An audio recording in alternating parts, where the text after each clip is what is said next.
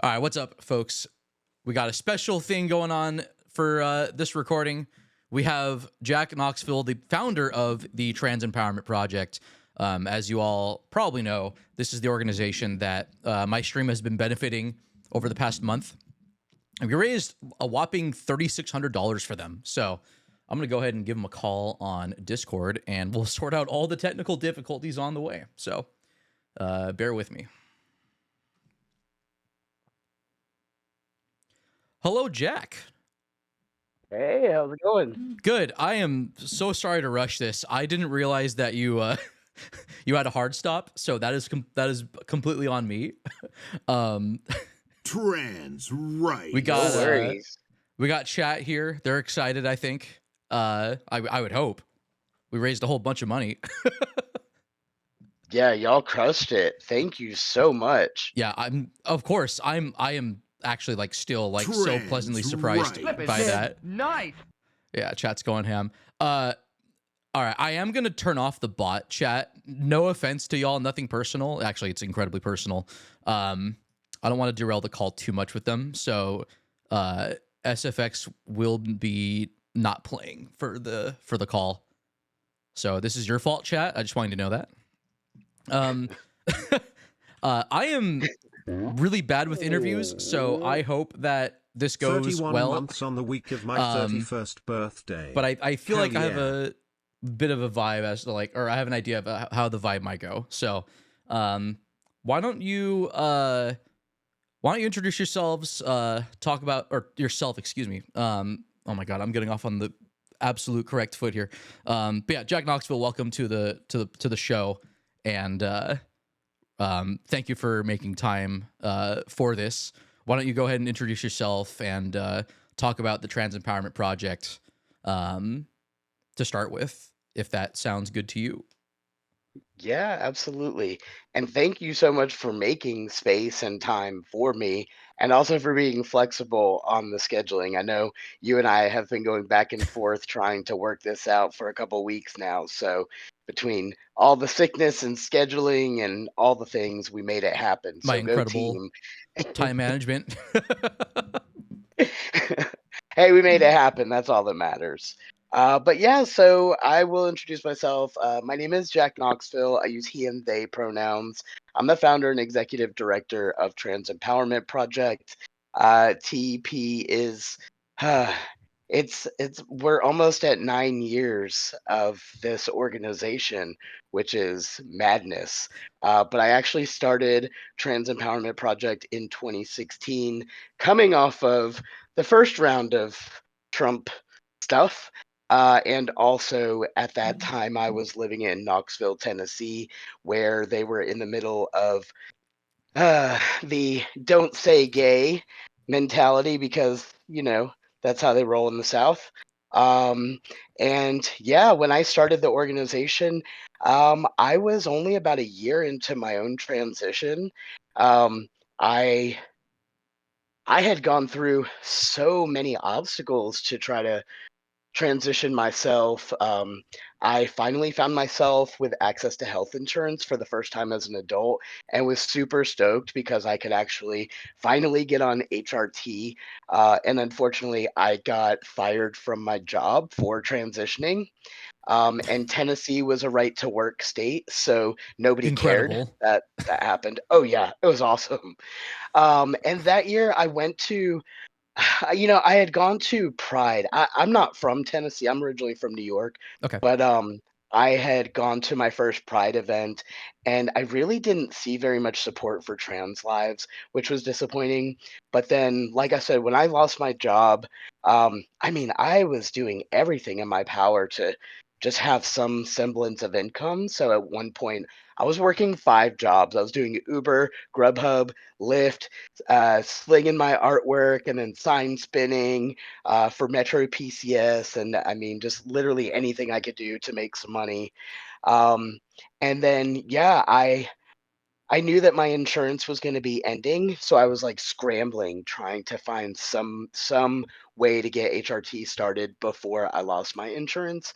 And unfortunately, because I was in Tennessee, Tennessee was relying on you had to go through a full year of mental health therapy and then get a letter from a therapist saying that you were able to get HRT. And unfortunately, at that time, more therapists than not were basically stringing people along. So they'd make you go through this whole year of therapy just to say, I'm actually not writing you this letter, right? That sound Um, that sounds like that has some really scary parallels with like the NHS in the UK, yep. and with how almost like intentionally bureaucratic and captured that system is. Um, Yeah, also, it's ridiculous. also my heart sank like bit by bit, and you can probably replay this on stream or on the recording when you're mentioning your jobs and how the first three were all gig economy, or pretty much all of them were just straight up gig economy related. Yeah. So you have my condolences there. It's it is really just I don't know how you would describe it. It's just almost a minefield, I would say, for trans and genderqueer people at large. From what you've described, and then just from the lived experiences of other trans people who I know. Yeah. I mean, I I'm a little bit older than a lot of folks. I didn't get to start transitioning until I was 35. So I'm 46 now.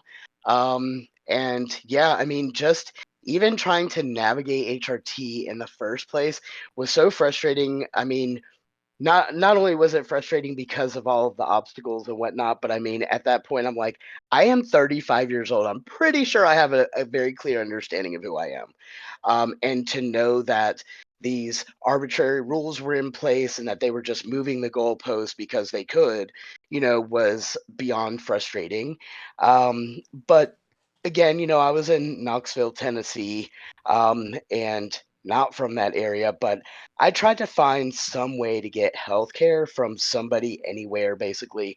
I could not find anybody in all of East Tennessee to see me. And then I found Planned Parenthood in Asheville, North Carolina. They actually had a really welcoming message on their site that was like, if you're from Kentucky, Tennessee, Georgia, North Carolina, South Carolina, and you need gender affirming care, like come here, we will see you. And I That's was like, awesome. yes, It's like yeah. it's having people like organizing to the point where like they're aware of the like even like at the municipal level of like what's going on in in red states, particularly in that area. Like that takes I feel like that takes people who've either lived or have just known enough people in places like in various cities in Tennessee and whatnot, where they know how marginalized queer people are there, for sure. Yeah, it was so amazing that they were intentional with that call out because, with so many doors being slammed in my face before I even had a chance to knock on them, it was a really nice, hopeful moment. Although I have to say, it was still daunting because that particular affiliate's office was 110 miles from where I was living at the time. And because I had just lost my job and didn't have health insurance anymore, I mean, it was like $165 out of pocket. But I mean, you could have said it's a $10,000 bill and it was still would have felt like the same impact. Yeah, for So sure. I had to like bust my ass to come up with whatever I could to make that appointment happen. But what I saw in that moment was such a blatant use of arbitrary rules because now if I crossed the line into North Carolina and went to Planned Parenthood, I could have HRT in my hands within the same week. But in Tennessee, having to go through that year of therapy and all of the extra hoops was just very clear that like these rules are being put in place to keep us from being able to have the things. Yeah, and And so there's also yeah. like a scarily like real impact to those who are denied gender affirming care through avenues like that too. So it's just, yeah, I find it just demonic on their part. Oh yeah. It's very cruel the way that these systems are structured to keep people from being able to have access to the things that they need. It's just ridiculous. So yeah, for me that was like the biggest thing. And then so after all of this happens, the so marriage equality passed And I mean, this is right around that same time. So, like I said, marriage equality passes.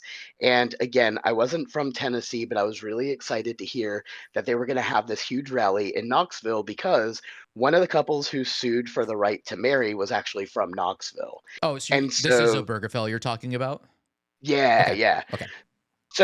So this couple is there, and there's like 4,000 people that show up to the World's Fair Park, and I was so excited because I got to hear the mayor of Knoxville say, like, she just spoke the right words and was very good at portraying herself as this ally. And I was stoked because I'm like, here I just lost my job. I just went through all of these ridiculous things. And so it's good to know that there's like this ally. Unfortunately, I get off, she gets off the stage, and of course, she's doing the handshaking meet and greet type thing. And I finally get my chance in front of her, and I said, hey, look, I know you're really busy right now, but I would love to talk to you sometime about trans issues. All I wanted from this lady was a business card. Instead, what I got was blown off as she points to 4,000 mostly white folks and is like, sure, you can talk to my assistant, Matt.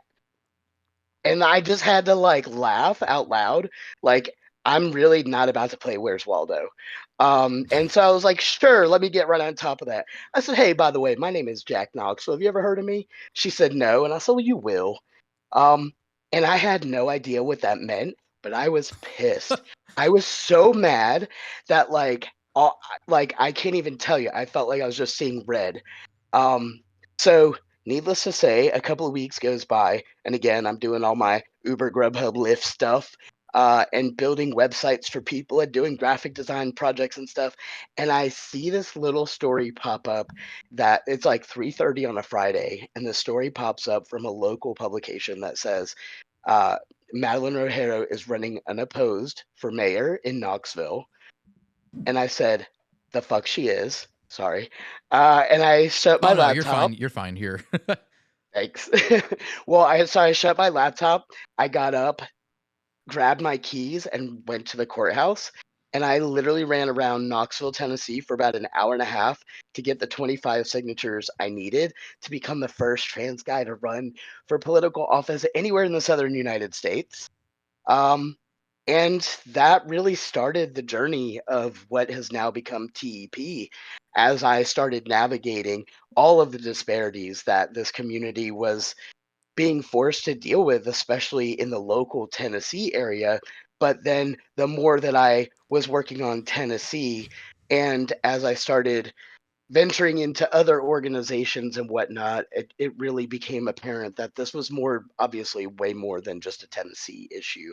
And at this point, we now have actually an international organizing program where we're even working with folks in Africa to try to make some positive change for a lot of people all across this world who just really deserve to be able to exist as our whole selves. And yeah, so now here we are. Yeah, that is quite a that's quite a story, man. Like I can't um kind of lost for words right now. um yeah, it does it takes I think I don't know like what I guess what takeaway that I have from that, like I guess is that like solidarity just tends to be this uphill difficult battle in for anyone, but especially, particularly like transgender, queer gender, expansive people, two-spirit, and pretty much the whole intersection of like marginalized folks. I would imagine um, that's kind of the takeaway I have there. Granted, I have not run for office. I'm just I'm another cis white guy here. So um, I like, okay, I'm just gonna segue now, I guess, to a question I wanted to ask you because Sure. I, I'm gonna stop being awkward about this. But so one of the main talking points that I would keep on talking about when trying to call to action for getting donations has been your direct aid program. And I was wondering if you wanted to talk about that and then maybe your other programs as well. And by your, I mean the Trans Empowerment Project. Sure, sure. Yeah, I mean, we have provided direct aid to thousands of trans folks all across the globe. Um, Most specifically here in the US, we have gone, I mean, everything from food, clothing, emergency transportation out of crisis situations. Um, you name it, we do what we can to try to help this community in every way possible. I will say, in 2023, we shared our assistance application one time for the entire year, and we got so slammed with aid requests that it was unmanageable. We shared this on June, I think it was June 26th, and within 2 days, we had over 250 requests for direct aid. By the end of the year, we had almost 700 people reach out needing everything. And if we would have been able to provide everything that people were asking for, it would have cost us about a $1.5 million. And that's just not sustainable. It's also really difficult when you're a very small team who definitely doesn't have that kind of funding. So Yeah. we've started trying to pivot so that we're working with group leaders to actually help them establish new resources in their local communities. And so that way they're also helping us to grow the amount of resources that we have available. So what we're doing is we're trying to reach out and hold like Trans 101 conversations with some of these resource providers so that we can get them plugged into our own network and grow the number of resources that are actually affirming and safe and available for this community, regardless of who's in office, because we don't need these other people's permission to actually exist. We just Hmm. need people who are already doing the things to show up and help us do the things better. And so we are working with all kinds of organizations and businesses all across this country to try to make sure that there are more affirming jobs available. We have everything, like we do resume vetting and job searches for folks through Trans Employment Project.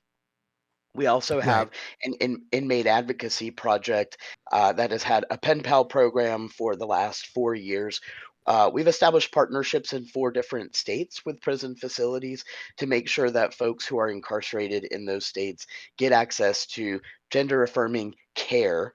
And we actually sit on a coalition with some folks in the Bureau of Prisons to help inform on what that care looks like.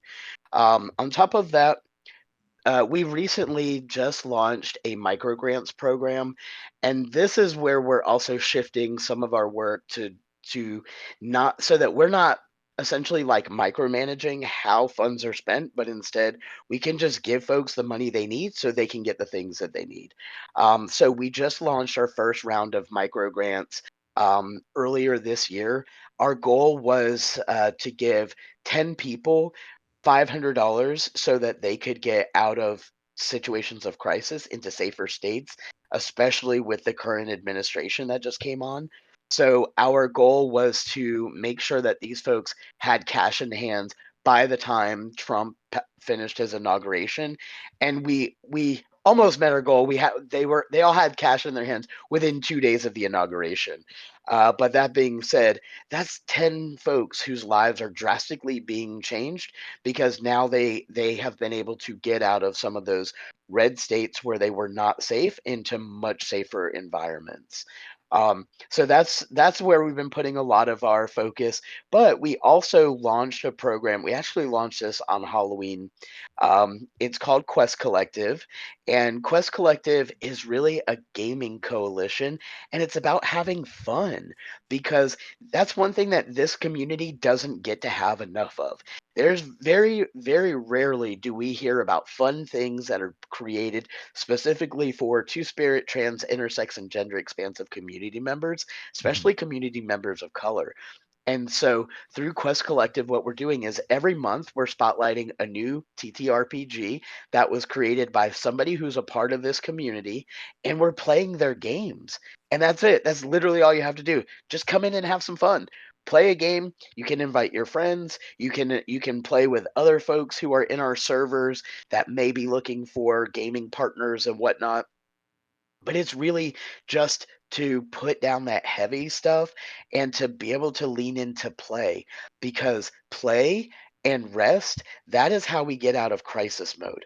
If we're so inundated with fear and all of the doom and gloom that we're just stuck freaking out and stressing out, we're not doing ourselves any favor, and we're not able to move past that crisis mode, which keeps us all disempowered. Right. And so this gives everybody the opportunity to try on new personas, new characters, be who you are, and play. Just have fun without all of that heaviness, so that you get a chance to actually rest and recharge. And then when you're ready to go get out into the world and go fight again, then yeah, come in, be a group leader, and we'll show you some strategies and tactics to help you hit those wins that you want. But really, it's all about empowering us as a community to show up and provide the care that we each deserve for each other. Yeah. Yeah. It's almost as if the whole point of it is for the queer and genderqueer community at large to thrive, let alone survive. Um, Yes. I also feel like in a few years, y'all are gonna probably capture a portion of Itch.io if you haven't already done that with We're working on it. fun little trans and gender expansive, genderqueer, empowering video and video games with that kind of representation in there. Do you have any speedrunners at all? Out of curiosity, I'm curious if there's like any sort of overlap with the speedrun scene at large. I feel like you You probably have know, at I least a few people, folks there, but I'm not sure. Yeah, I don't know how many we've got kind of in our group and in our audience there, but I think there's been like two that I've seen stream um for us. So outside of that, I don't think there's been a huge community with it, not yet. But I'm Gotcha, always down to gotcha. change that. Um, a couple, I guess, a couple things I wanted to comment on.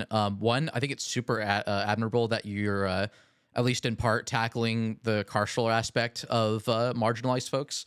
I feel like that's something that's not really talked about, even though I feel like there's sort of a momentum shift on the Overton window overall, but with regards to to folks who are are in need of gender affirming care, who are incarcerated, like I feel like that's something that's probably not talked enough about, um, with regards to the rights that they deserve, um, at the very least, right? Absolutely. Um, and then I guess a question I have, or maybe not a question, I'm not sure how to phrase this, but um, I feel like with the past, I want to say 8 or so years of both the um, Trump's first term and Biden's administration, and just how the U.S. government has operated in the past decade or two.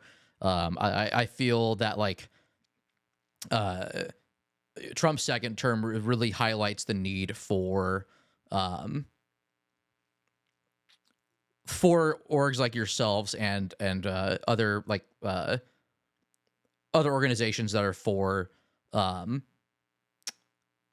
establishing like equitable access to healthcare and whatnot, stuff like Trans Lifeline stuff. I feel like it's even more important now than ever for us to I was gonna say stick together, but I don't really have a better word, I guess, at the moment. But I guess partnering up with each other over shared uh, um, convictions and whatnot.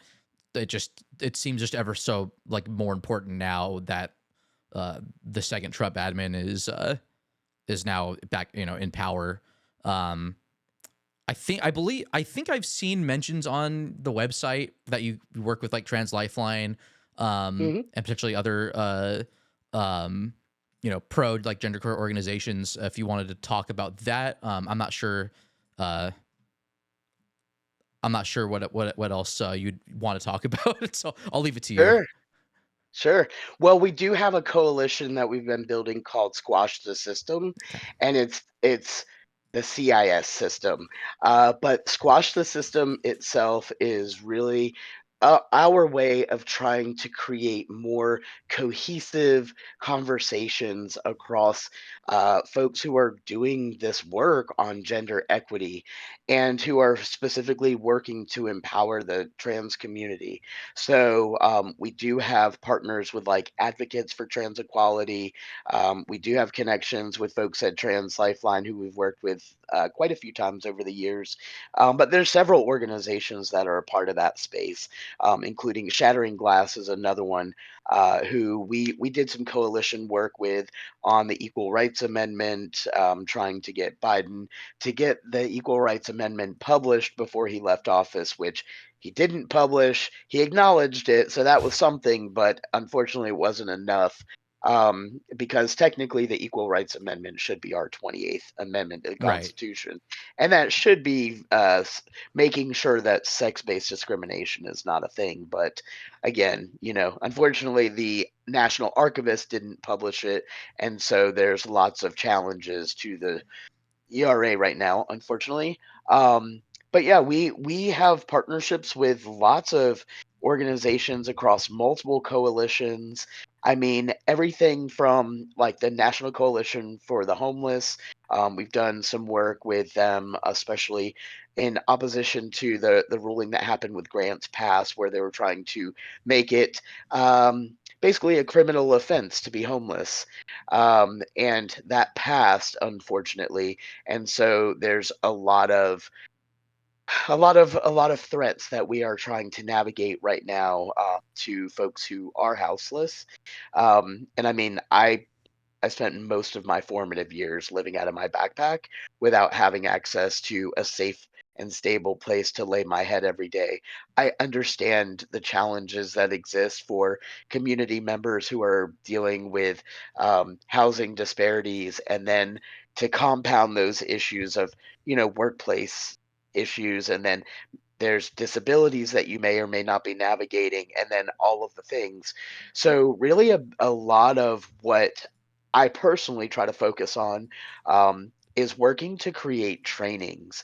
And I train a lot of corporations and companies and organizations to help them to understand that if they are not centering the lives of disabled, two spirit, trans, intersex, and gender expansive community members of color, they are not actually doing equity work, and they have got to stop patting themselves on the back when they're not getting that work done.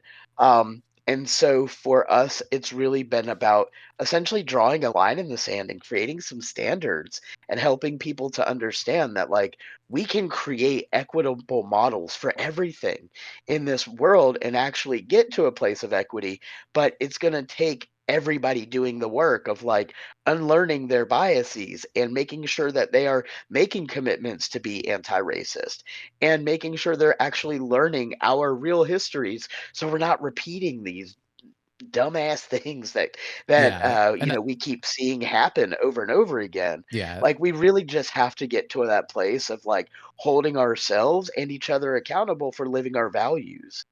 So, we really try to make sure that all of the spaces that TEP is creating and occupies, like, we have the same values across that, which is these spaces, we are going to prioritize this community. Like I said, disabled, 2TIGE, BIPOC folks, that's number one, meaning, like, for instance, with Quest Collective, if we're talking about making sure that we're casting for a game, it's that community who's going to get sat first, and the cis het white folks, they're going to, for the first time in their lives, are going to be asked to, like, maybe you get to hang out and wait for once.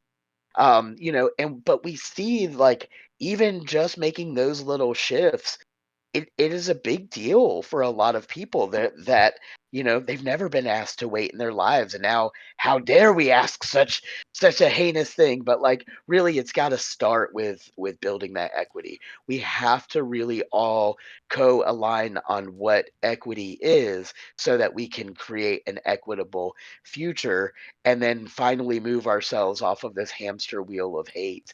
Right. And then we can actually maybe all have a good time and play some more games, and find better friendships, and really start building on the relationships with each other, and just enriching our lives for all of us. Yeah, I'm in full agreement with you on that. I feel that like the institutional angle of it, like the systemic angle of it, and targeting, I don't know about targeting, but like I feel like it's so important to um for there to be this like shift for recognizing that like those who are in positions of power in at various levels of our government, like um I feel like regardless of where you end up spending your uh time and effort, like in the short term, like ultimately that angle is going to have to be considered at some point, um with regards to uh uh I guess having any sort of chance of like of of like government level, or basically just uh obstacles that are set by like the state apparatus, like against equitable treatment, equitable access to extremely important social things, healthcare, and whatnot. I know I keep harping on healthcare, but that's like my number one example. Like yeah, like I just, the way I see it, I think it's just it's um it's going to be a battle, but it's a battle worth having. I'm not sure how to better word it, I guess, on my part, but I think you've touched up on some on some really important points with regards to just how underrepresented the BIPOC community is at large, as well as the genderqueer community as well. Um, I'm not sure how else to, like, I guess, highlight also like the intersectionality of that too. Yeah. You, I mean, it really is a compounding issue, and the more marginal lines that you're dealing with, the worse access to the most basic and most vital resources really is. I mean, like I mentioned, I grew up living out of my backpack.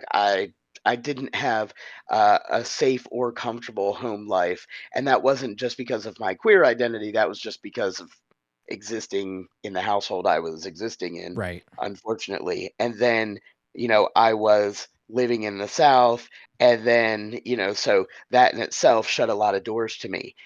And trying to navigate any level of care, uh, for me as a human being, especially trying to do that on my own and from such a young age, it just wasn't there. There was no real genuine care. I couldn't really trust that people were going to take my life and my feelings into consideration. I didn't know whether or not I was truly safe. That meant with a doctor, with a teacher, with a police officer, with anybody. And so nobody should have to go through that level of fear or discomfort, and nobody should have to spend their lives feeling like nobody cares, because at the end of the day, we're all important to somebody, and we all deserve love and kindness and respect, and that shouldn't be conditional. I mean, don't get me wrong. I'm not going to be, besties with somebody who is an oppressor, but at the same time, that person still deserves love and care and kindness, even if I'm not going to be the one give it to them. They still deserve it, and we all deserve certain levels of kindness and comfort and care, like I'm saying. And unfortunately, when we look at the systems that are controlling this country right now, and the systems that we've grown up listening to and unfortunately being a part of, when you're looking at this white dominant culture and you're looking at the characteristics of white supremacy that come from this culture, some of the things you learn is like this denial of the right to comfort. A good example of that is like going into a grocery store and watching someone pay with food stamps who's also buying a beer, and how many people do you hear giving them hell in the background because this person, how dare they buy a beer that cost a whole dollar? Like, are you serious? This person has a very difficult and trying life, and you're mad at them for buying a beer. Yeah, and it's like, Okay. and that's not even factoring in like how underfunded like our social safety nets in general are, let alone like Yep. stuff like food stamps. Like there's like that doesn't even take into account that angle of things too. Like just the admittedly, like that's something that I have been I've admittedly have fallen like not victim to, but just I have I have fallen into when I was younger with regard to just this general sense of discomfort of like, wow, like this person's on food stamps, but it's like that itself was like informed by just systemic level like white supremacist attitudes. And Yeah. that's something that that's something that I've at least seen a bit of shift on in terms of like resistance, but there's still so much work that needs to be done, and organizing that needs to happen for sure. That Yeah. it will be it's a battle worth having, because we have to save ourselves in this, with Yes. how things currently are. But I think even for those of us who feel kind of just really worn down by this, like still like we can still surprise ourselves with the amount of strength we have together, Yeah. to achieve the goals that we aspire to have that benefit everybody. Absolutely. And really, I mean, for me, a lot of my own learning and my own journey has been very informed by the characteristics of white supremacy.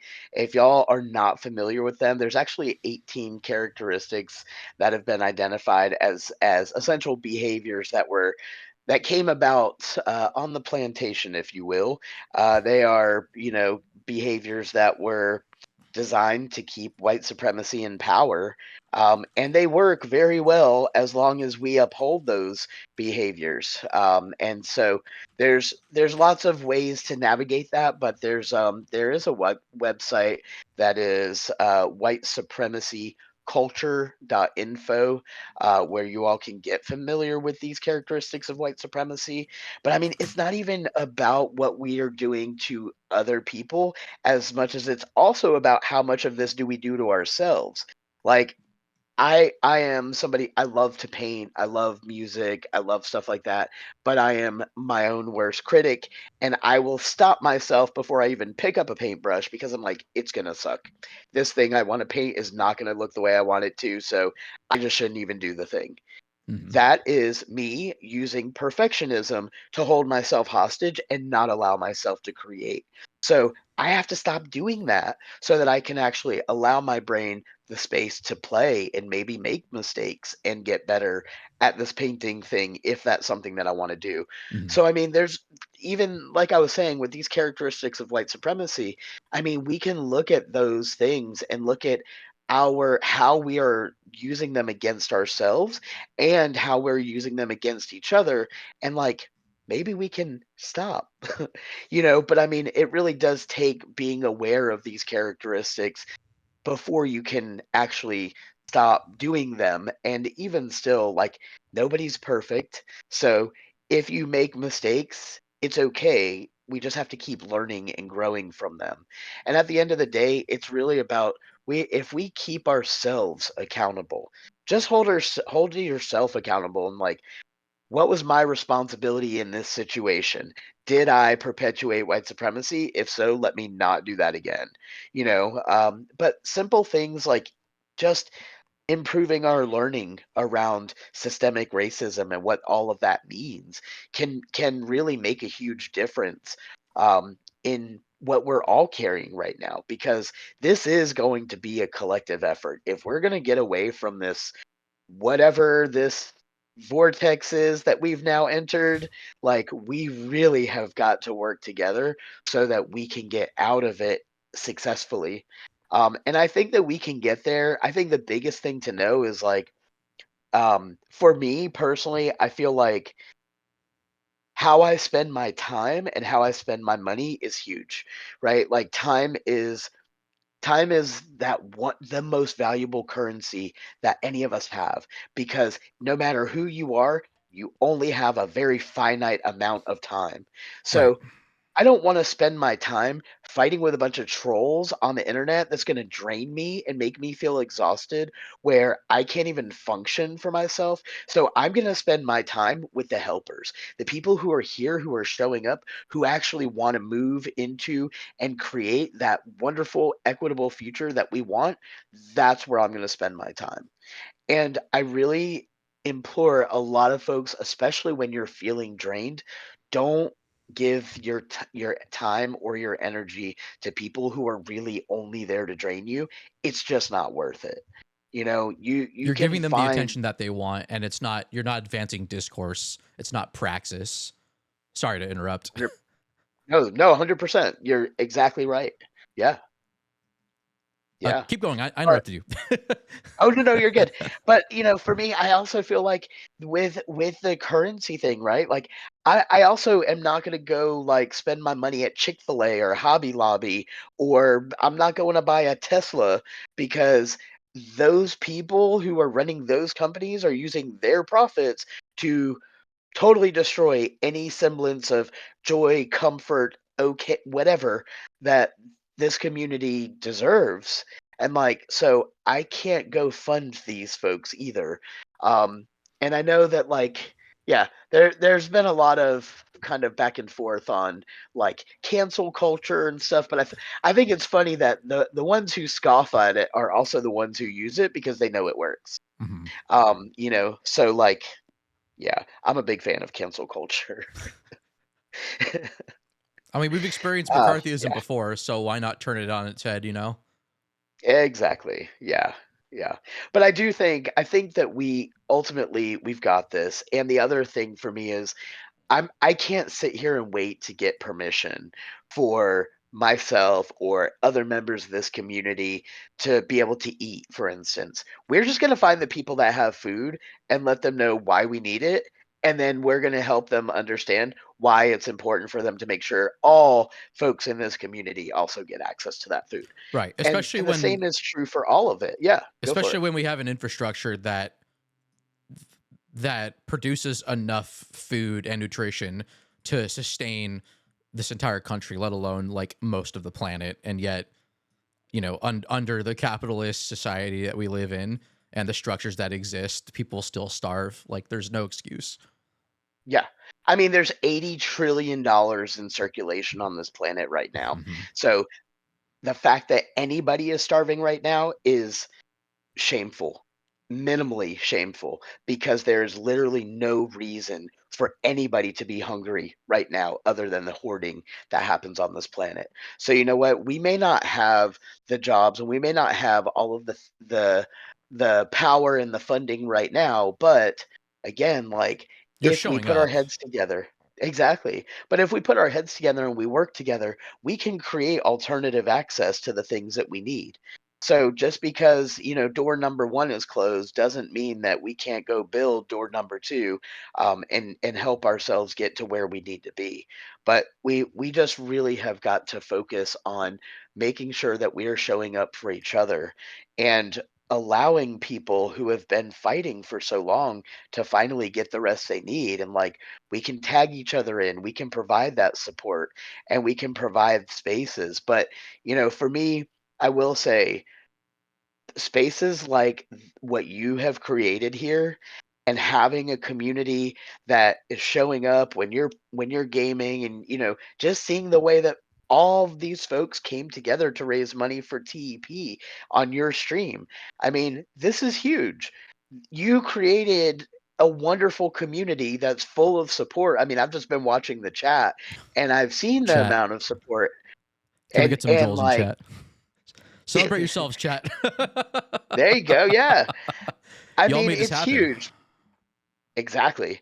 But really, this is also how we solve a lot of this stuff is to lean into community and to have fun and allow ourselves to have fun and not give up our power because we're just so fearful of whatever executive order has rolled off of Kofifi's desk. Oh We God, don't have to do that. I'm too old. I'm younger than you, and I'm already like just aging. They're like the telomeres in my body are just shortening day by day. Yeah. Keep going. But I mean, really, like this is such a revolutionary thing to be able to thrive despite the nonsense and to have more community popping up left and right. And I mean, for the first time, we're living through a time on this planet where, uh, you know, if our media is being censored, it doesn't matter. We can create our own media. We are capable of creating the news that we need to see and amplifying that because we don't have the obstacles in our paths that we used to. We now have access to the technology that allows us to continue to have conversations like this despite who wants us to stop.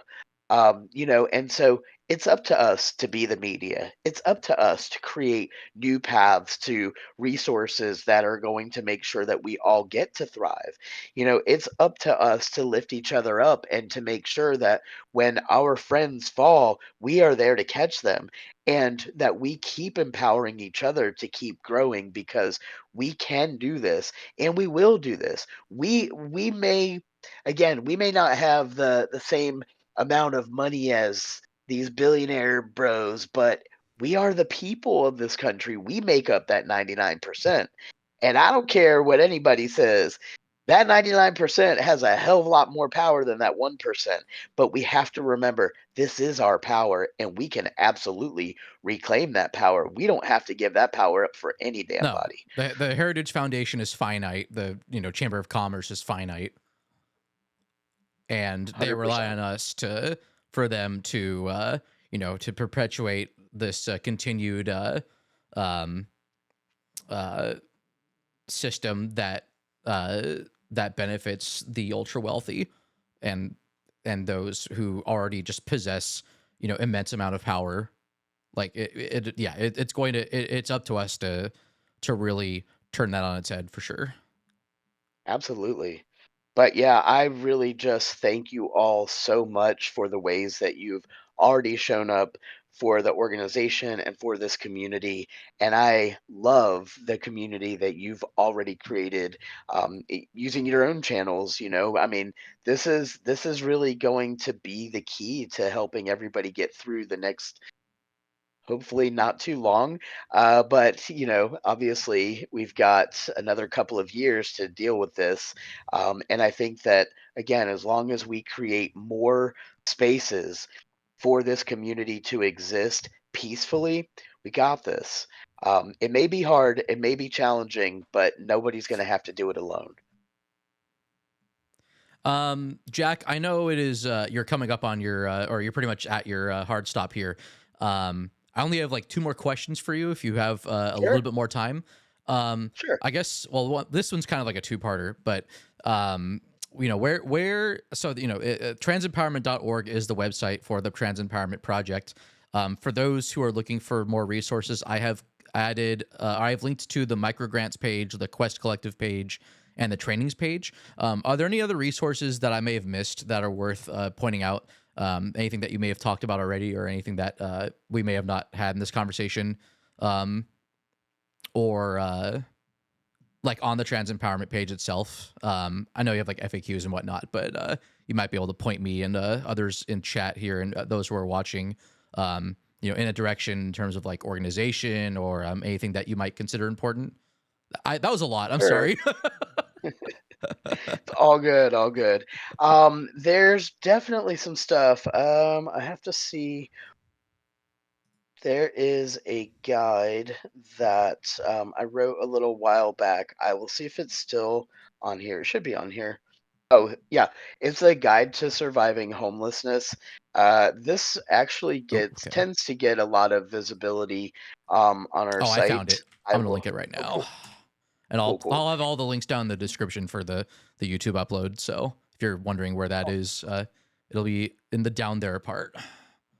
Awesome. And yeah, I mean, anybody who is interested in like becoming a group leader, I will say that that is a very personal initiative for me. I really want to help other folks who are interested in um, taking the baton and running with it in their local communities to have access to the tools and resources they need so that they can be successful on leading these things. So we don't really ask people to just like come in and do what we're doing necessarily, but I actually have there's an entire volunteer hub that's got training resources and some toolkits and things like that. That's like on the other side of our firewall because we like to keep our stuff safe. Mhm. But if anybody is interested in becoming a group leader, there's definitely a sign up sheet on our website for that. Um, let's see. We got a couple of I'm looking. cool. Yeah, I'm like we have so many pages on here.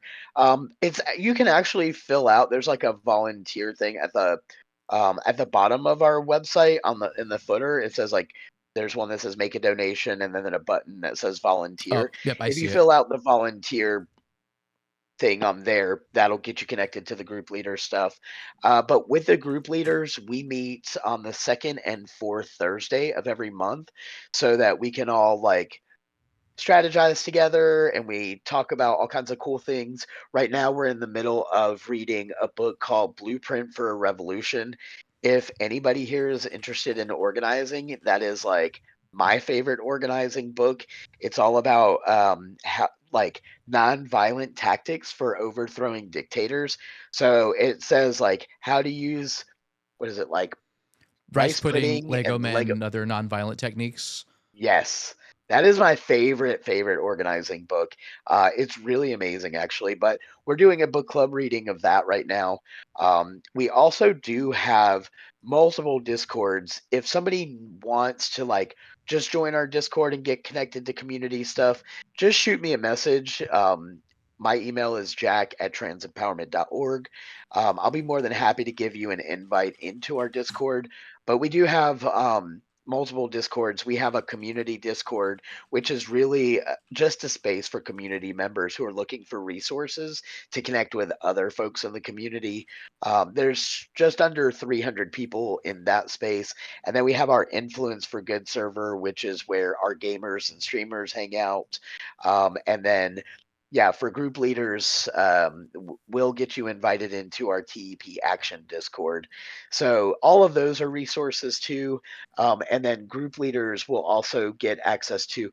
We have it's basically a very robust spreadsheet, if you will, that's full of resources. The only reason we don't share it publicly on our website is because when I first started transitioning, there had been a resource like that, and it became a hit list for trolls. Oh no, So, yeah, that yeah, yeah, so we keep it as like, a vector, yeah, people, that's unfortunate. yeah, exactly. So yeah, anybody that we know who's like, "Hey, I need resources," then we'll give you access to it, but we just don't share it publicly on our stuff for that one reason. And then the last thing is even for allies, for people, I've been saying like for the people who just woke up the day after the elections, who are more well rested, we're gonna put those folks to work.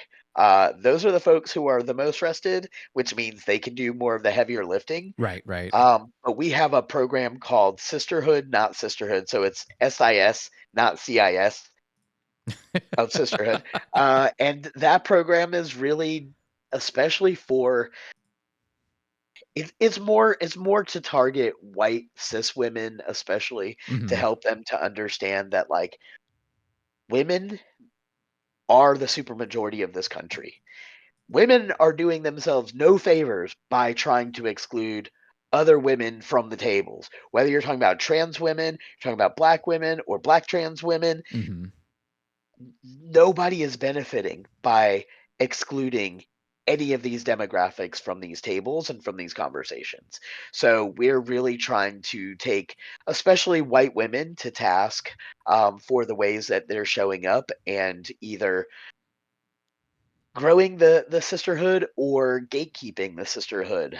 And so we are challenging them to show up and, hold a little bit more of the reins in terms of um, leading on some more of the organizing actions and whatnot.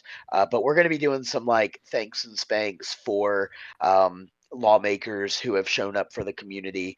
For people who have shown up, we want to party at like Governor Pritzker's office, and let them know how amazing they are for showing up and trying to advocate for this community.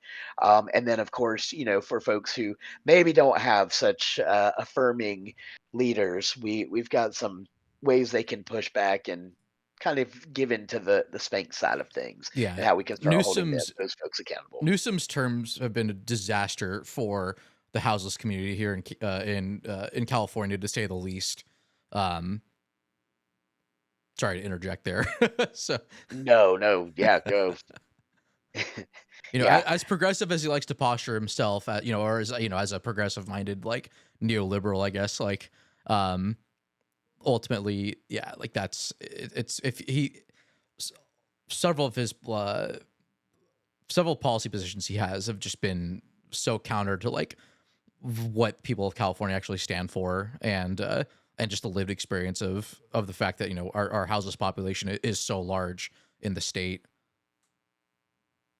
But not to yeah. not to No. I mean, I lived in LA for like 5 years, and when I was there, I worked with the LA Homeless oh wow, Services Coalition.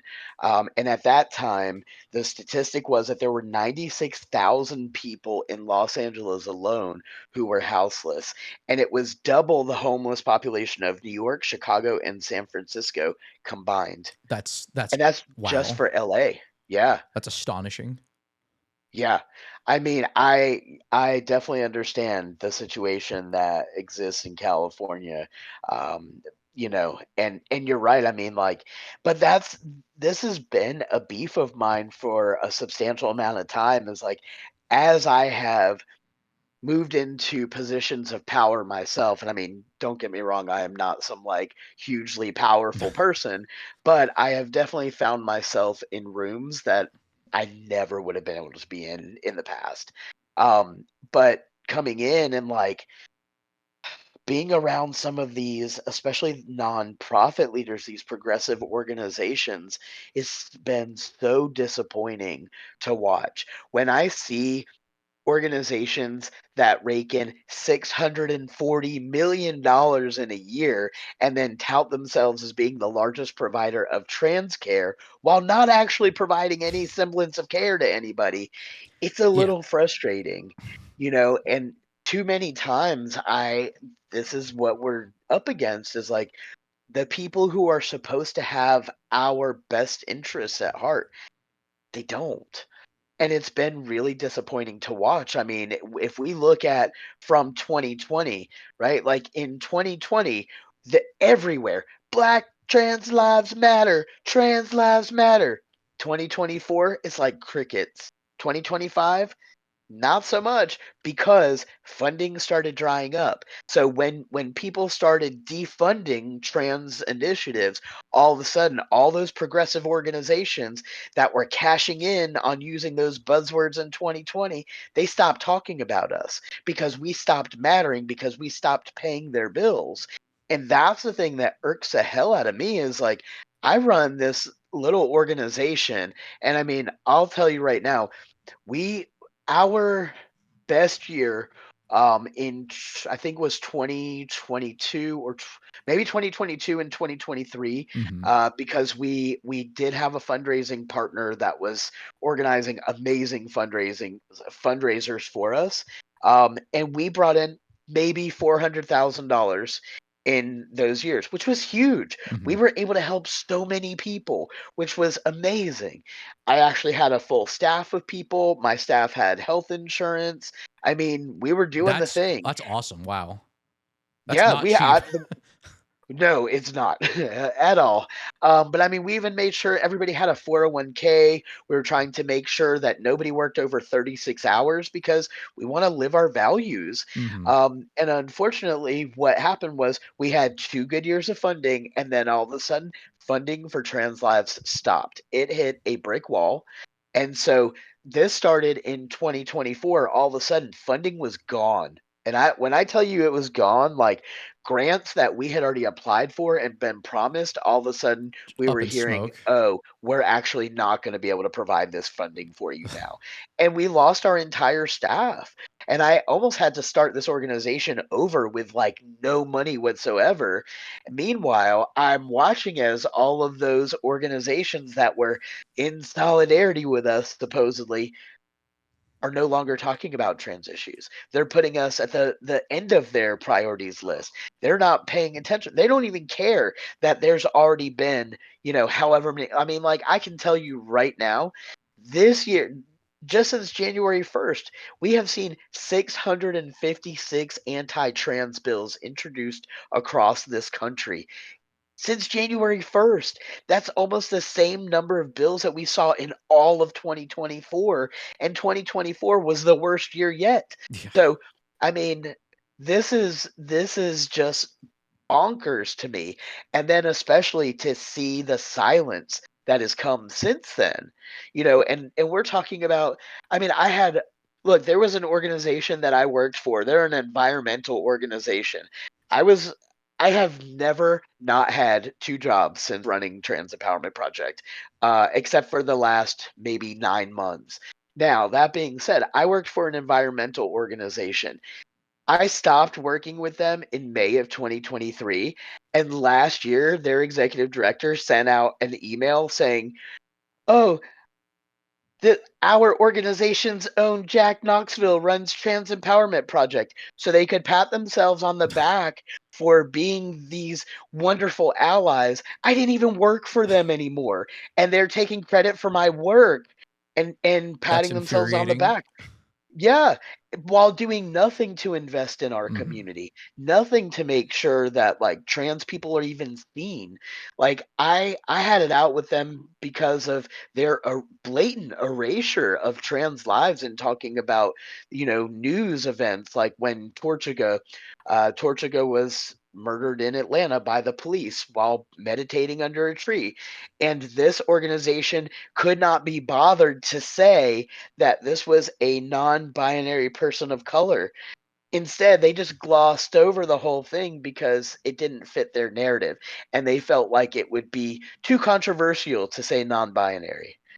While employing me and then touting themselves as like, In the we're these 2020s. wonderful yeah, exactly. But I mean, this has been my frustration, is like the number of organizations that I watched do this over and over again. And this is where we also have to create more accountability, because when you hear a nonprofit that, is so loud about like trans lives matter, you have to see like what are their actions saying though, because they're Mm-hmm. saying trans lives matter, but what are they doing to really Are they show putting that their we money where matter? their mouth is? Are they actually, doing the hard work of solidarity, which Yeah. solidarity is hard. Yeah, exactly. I mean, I worked for another organization where my job was to tell 386,000 people from the most marginalized communities how important it is to have access to healthcare, while not having access to healthcare myself, because they put me in a temp role and they kept dangling it in front of my face like a carrot, that if I just worked more hours, more and worked harder and did more of this and more of this and more of this, I might get a permanent role. But that was never anything that they Mm-hmm. actually wanted to do.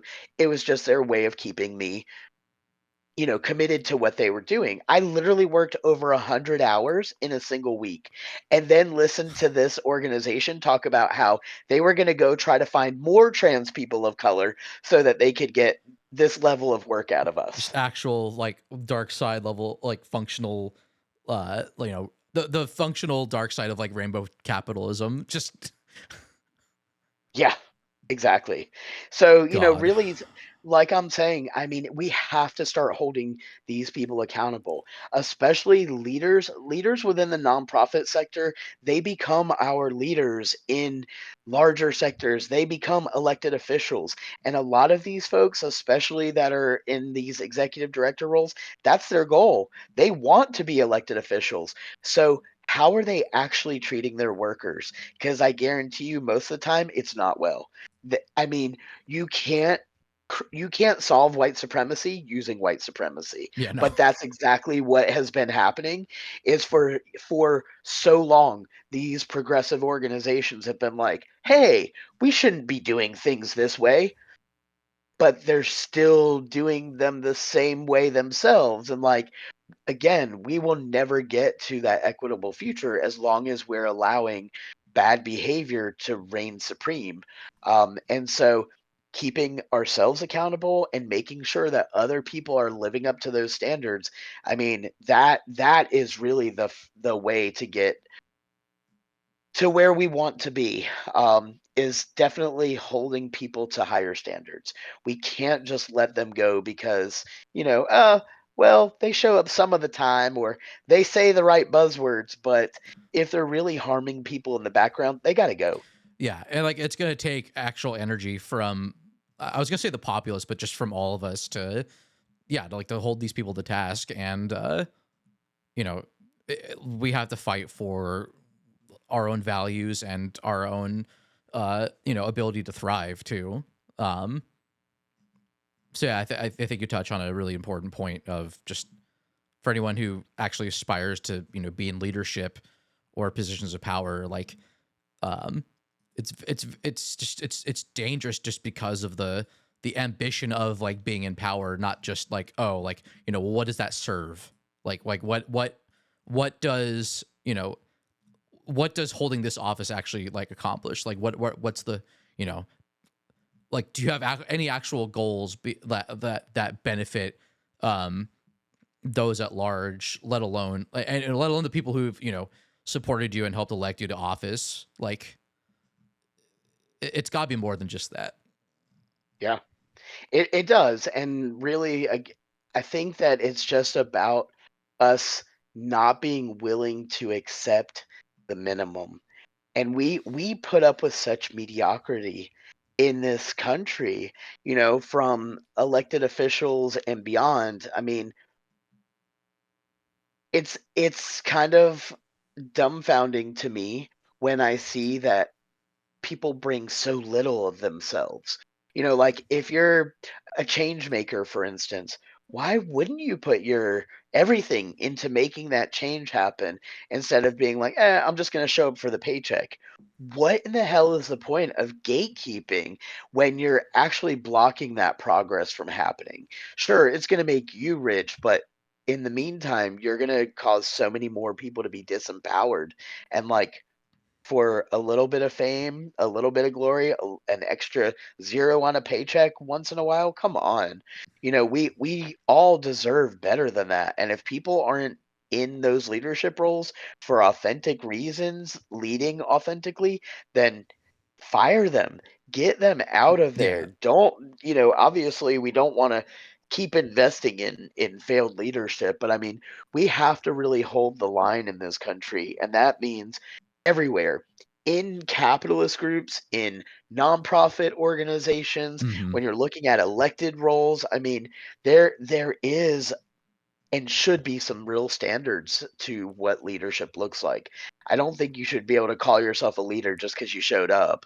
Like, you got to really do the work to be a leader. yeah. I think a lot of that also comes down to like the fundamentally different worldviews that people have, especially those who have come in from like a position of privilege and wealth, like an existing wealth that have a more straightforward path to power, or at least uh more opportunities with the sort of infrastructure they have just from coming in with into like either a family with money or what have you. I'm kind of throwing out examples. I'm trying not to like straw man, but like um uh I feel like there has to be some sort of like, I don't know if reckoning's like ext- the right word or an extreme word, but like that, or like a reconciliation of just of this the separation of like how most of us see the world versus like how those who are like, you know, who have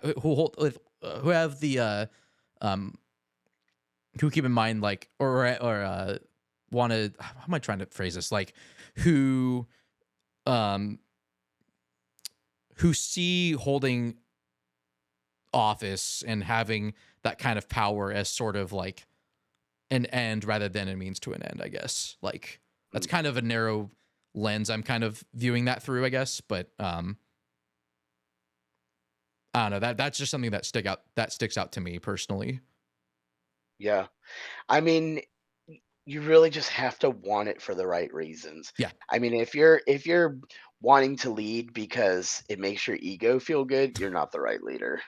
That's it. I mean, leading, especially politically, it's hard. It's a Mhm. lot of hard work. And I mean, you're really putting yourself out there by running for office and stuff like that. But um, we have to get better leaders in this country. And I think that there are a lot of amazing leaders who haven't had the chance to lead yet, especially because they're from marginalized communities. And so they've experienced a lot of gatekeeping and not enough support. But that's also, part of what we're trying to work on with our group leaders program is like, I'm actually trying to put together a fellowship program for the end of the year to work specifically with some of our group leaders to give them more leadership and more opportunities to potentially run for office in 2026, especially because there are midterm elections that will be coming up. And I mean, we are Assuming the that that ones. doesn't get that process doesn't get completely eroded in, a year and a half. Yeah, Sorry, not trying to be a no, doomer. you're fine. Womp uh, womp. no, that's No, but awesome. I mean, Like, thanks. keep going, keep going. Oh yeah, no, no. I was just gonna say, like, really, we have to have better leaders, and we have to create more opportunities for people with great ideas. We have to give them an opportunity to lead. Mhm. And like for myself, there's so many things that I didn't realize. As I was trying to grow TEP, there's a lot of lessons I've learned. Oh, lots and lots of lessons I've learned since beginning this organization. But the biggest one for me is that change is absolutely possible, regardless of what things may feel like. Um, there is always the possibility for change and for better. And really, again, just trying to not get lost in the doom and gloom and trying to align myself with more of the helpers has been really helpful for me because I mean I have CPTSD and I deal with a lot of depression and anxiety and all that stuff myself. And it can be very overwhelming, especially to stay stuck and like you're doom scrolling and looking at all this Mhm. horrible, hateful news and all the executive or all the everything. It's very easy to get overwhelmed, but you know, finding those spaces where you just feel good, like Twitch is my go-to. I love to get on Twitch. I love there are quite a few folks that I love to follow because they just make me laugh so much and like I may not be able to laugh on a given day because I'm dealing with so much of the heavy stuff. So when I can get onto Twitch and watch people just acting goofy and like having a good time and being connected with community, like that's huge for me. And so, again, finding your folks and really leaning into more of the play and stuff. I mean, this is what we need to do for ourselves. It's self-care. And like that's probably the biggest thing for me. I guess one of the biggest takeaways from this conversation I hope that people will have is like trust yourself and know that like when you're exhausted and you're drained, it's okay to put down that heavy stuff. It's okay to rest and to recharge and to not drain yourself to the point that you're exhausted because you're not going to be doing anybody any favors by keeping yourself exhausted. And yourself any We favors, we most need you. importantly. Exactly. We need everybody to put their own mask on first and make sure that they're good so that together we can really move more of that heavy stuff rather than anybody feeling like they've just got to get out there Mhm. and fight it all on their own, because nobody's winning any wars that way. But really, like, we can do this, and we will do this. I made it through the 80s and 90s. Wasn't always the most fun, but I found fun. And where there was none, I created some, and we all can do that together, and individually, whether it's through Twitch streams, or making zines, or doing some like artivism, or just listening to like the queerest musicians you can find, like just really leaning into the culture of this community, will allow us to have more opportunities to actually thrive and enjoy the time. Hopefully, find a lot more joy over the next few years. Watching or hearing content creator just screech into a microphone, that gives me a good amount of catharsis. Probably, I think chat here probably has a probably will agree with me on that one. Oh wow, yeah, I have kept you for way too long now. I only had one other question before you go. Let's do it. So are you familiar with the what I had set up on my stream for when people donated money to the TEP? I don't know. Okay, I I made don't a think. stream alert. I just sent you the audio file. It is very loud, so be Okay. careful. Um, Okay. I think I'll let you play it first. For chat, I'm gonna play it on my end because I don't think my audio is coming through on the stream besides my microphone. So let me do that real quick. I'm doing it for you, chat. All right, and was it 3, 2, 1?